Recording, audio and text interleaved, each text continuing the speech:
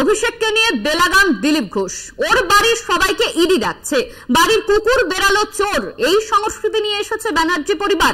মুখ্যমন্ত্রীকে চোর শুনতে হয়েছে ওর জন্য। অভিষেককে নিশানা বর্ধমান দুর্গাপুরের বিজেপি প্রার্থীর।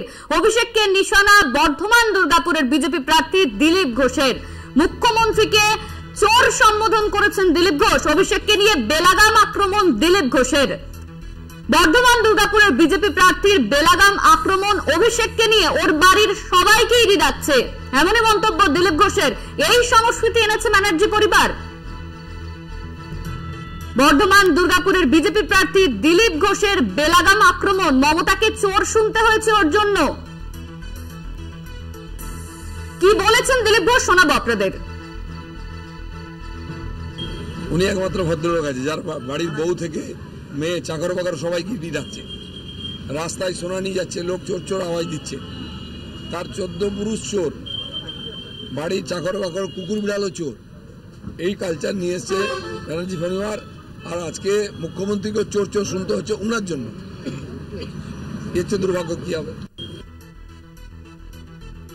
এই নিয়ে আমরা বিস্তারিত জানবো। আমাদের সঙ্গে রয়েছেন আমাদের প্রতিনিধি চন্দন সেনগুপ্ত। চন্দন, অভিষেককে বেলাগাম আক্রমণ বর্ধমান দুর্গাপুরের বিজেপি প্রার্থী দিলীপ ঘোষের, কেন অভিষেককে আক্রমণ করলো দিলীপ ঘোষ? হ্যাঁ, একদম। দেখুন, অনন্যা আজকে সকালবেলায় যখন প্রাতঃ ভ্রমণে বেরোয়, তারপরে তিনি চায়ে পে চর্চায় অংশগ্রহণ করেন। তারপরেই কিন্তু সাংবাদিকদের প্রশ্নের উত্তরে তিনি এই কথা জানান। গতকাল অভিষেক বন্দ্যোপাধ্যায় বলেছিলেন যে তারই পরিপ্রেক্ষিতে তিনি বলেন যে বিজেপির মাথার চুল থেকে পায়ের নখ পর্যন্ত 2 নম্বরিতে কোনো ভদ্রলোক বিজেপি করে না, এমনটাই বলেছিলেন অভিষেক বন্দ্যোপাধ্যায়। তার উত্তরে উনি বলেছেন উনি একমাত্র ভদ্রলোক আছে যার বাড়ির বউ থেকে মেয়ে চাকর বাকরকে ইডি ডাকছে, রাস্তায় সোনা নিয়ে যাচ্ছে, লোক চোর চোর আওয়াজ দিচ্ছে, তার 14 পুরুষ চোর, বাড়ির চাকর বাকর কুকুর বেড়াল চোর। এই কালচার নিয়ে এসেছে ব্যানার্জি পরিবার। এই নিয়ে কিন্তু অভিষেক বন্দ্যোপাধ্যায়কে তার বংশ তুলে কিন্তু এরকম আক্রমণ করলেন দিলীপ ঘোষ।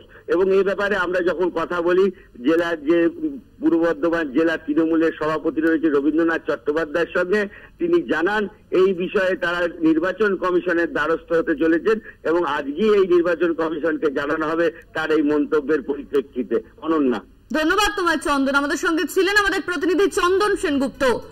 অভিষেককে নিশানা বর্ধমান দুর্গাপুরের বিজেপি প্রার্থী দিলীপ ঘোষের।